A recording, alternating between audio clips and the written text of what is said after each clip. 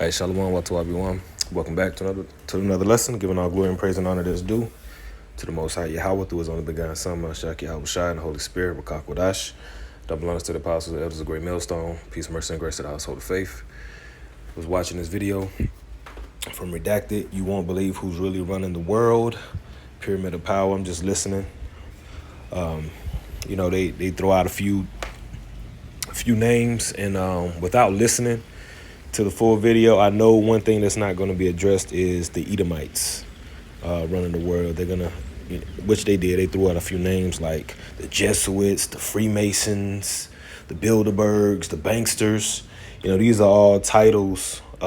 These are all, smoke and mirrors, which hide the mystery of iniquity, the man of sin. So one advantage that we have is understanding, who and what's what according to the prophecy, right? The prophecy says that Esau is the end of the world. Right? Esau will be running in the end of the world. Some would say, well, Esau is Japhet. Esau is the Arabs. No, it's not. You just look at, you just look at what's what and what's happened and link it to who done what and who's doing what. It all lines up. Right, so I'm gonna start here. 2 Ezra 6:9. For Esau is the end of the world, and Jacob is the beginning of it that followeth. So Esau is the end of the world. That word "world" translated into age or time. So at the end of these times or these ages, these kingdoms, linking up to Daniel the 7th chapter, Esau will be the end, because it began with the Assyrians. It went down to the Medes, the Persians. And then after that came the Greeks. And then after the Greeks came the Romans, which the Greeks and the Romans were Edomites.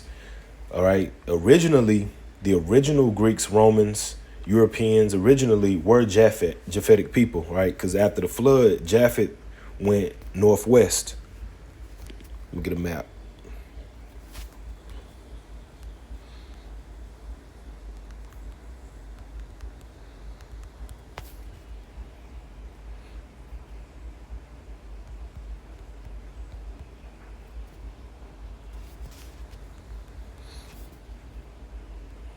Initially, Japhet went into Europe. But what happened was Esau came over there and conquered that land and ended up taking, what was theirs. And they became the Greeks and the Romans. Because when you even look at Greek or Greece, it's the Hebrew word Yawan. And they came over there and they became the Greeks, the Romans, and got these people up out of there, and mixed with them, destroyed some of them. Many of them left, migrated, moved around. But that's what Esau does. He goes in and he takes your shit and he becomes that. Same thing with what they're doing in the land of Israel today via the 1948. That's why we call them the 48ers. They established themselves as the state of Israel, right? So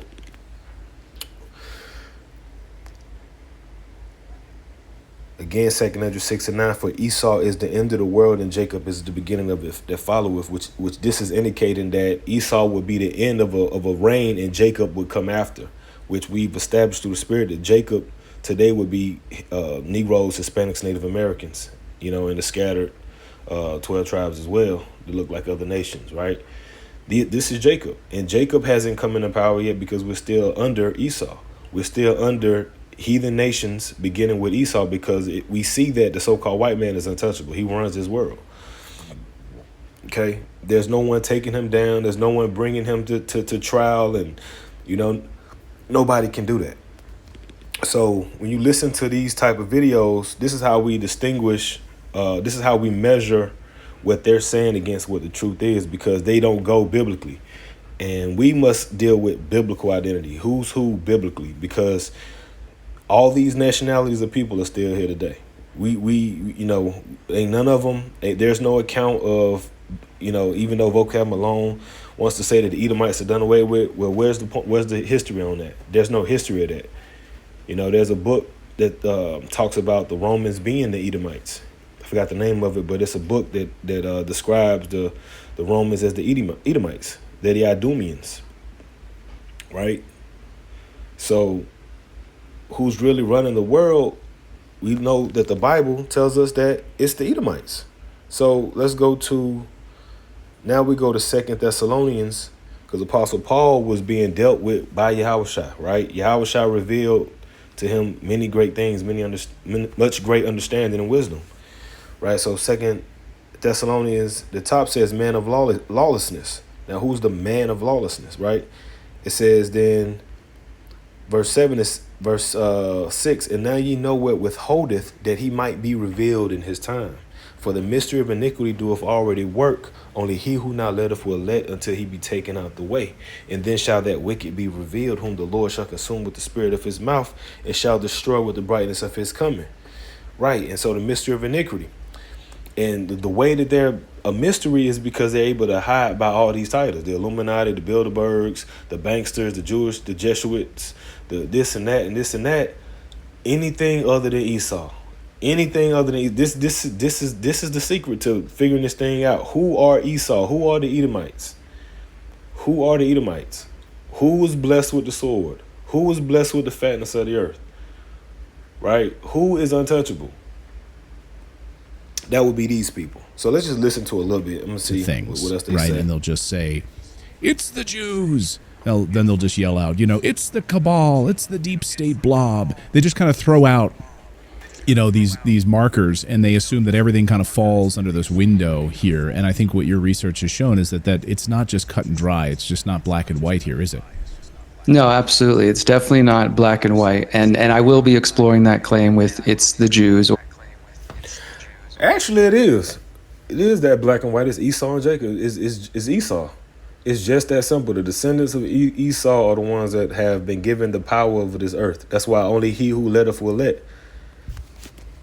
So let's get Revelation 6 and 4. And there went out another horse that was red, and power was given to him that sat thereon to take peace from the earth, and that they should kill one another, and there was given unto him a great sword. Let's just cross-reference and see if that goes back to Genesis, because it might or might not. I never checked. So it didn't. So let us do it ourselves. Genesis 25. Because it's interesting how the Lord had this written, right? 25 and 23. All right, 21, it says, and Isaac entreated Yahweh for his wife, because she was barren, and Yahweh was entreated of him, and Rebekah his wife conceived, and the children struggled together within her. And she said, if it be so, why am I thus? And she went to inquire of the Lord. There was a battle in the womb. All right, Esau and Jacob. The battle or the fight between Esau and Jacob goes back into the womb, because Esau and Jacob represent the duality of the Most High. Let's get Sirach 33 and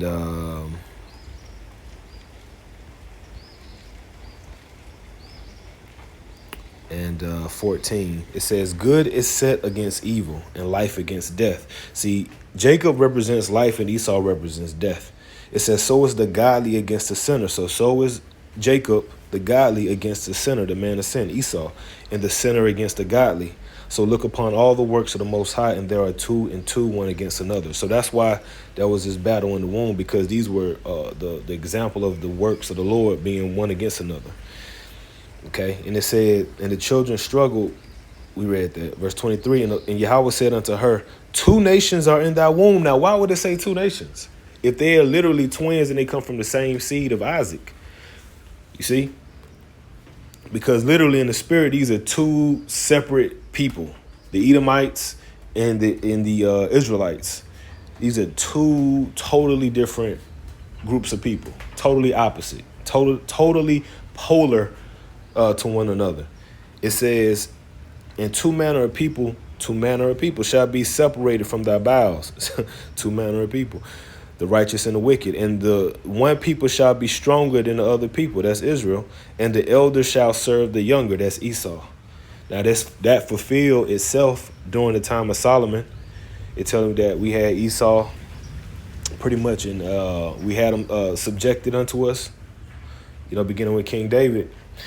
But, they ended up getting free, and, They ended up, doing their thing, eventually coming out of them caves and, resurrecting, themselves via the Renaissance. And now they got us serving them, fulfilling the curses of us being the tail and not the head, the eagle coming from the curse of the eagle coming, which began with the Babylonians. But we also linked Esau to the eagle, a nation of fierce countenance, and then they ended up putting us under, only for the Most High to turn this thing around real soon and have them under us, and they're going to serve us, for their last 1,000 years on this earth. It says, and when her days to be delivered were fulfilled, behold, there were twins in the womb, and the first came out red all over like a hairy garment, and they called his name Esau. Now, why is this the only account in the scriptures of somebody coming out described as red? Because that's the red horse. That's the red horse. And his blessing, Genesis 27, all right, the stolen blessing. No, it wasn't stolen, it was sold.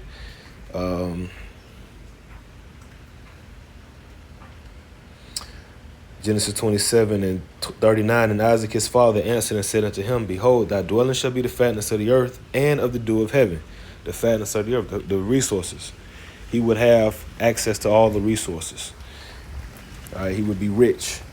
That goes into Babylon the Great too. The luxuries. Esau controls all these systems that make money. He's the one that's putting all the rules in place. He's the one taxing everyone, and everyone's subject to his payments and his authority. All right, he beareth not the sword in vain.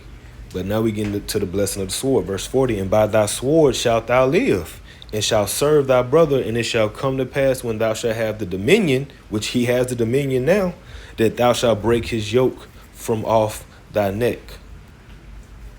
Right, and and we're about to break the yoke. The Lord is about to break our yokes from on our necks. Because you look, even if you type in yoke of iron, which that was another curse, the images will pop up of, Jake in captivity. Right? So that's the blessing right there. And no one else is breaking this down and going into this except for the men of the Lord through the Holy Spirit. It says Revelation 6 and 4 again, and there went out another horse that was red, and horse represents power, right? And power was given unto him.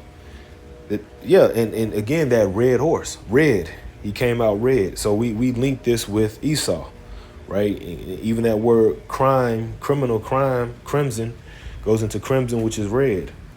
Right, when you read about Babylon the Great, it says that she was scarlet. Revelation 17 and 4, and the woman was arrayed in purple and scarlet color. Purple is, luxury, royalty, exalted. And scarlet color, scarlet is a color of red. It's like a reddish orangish color.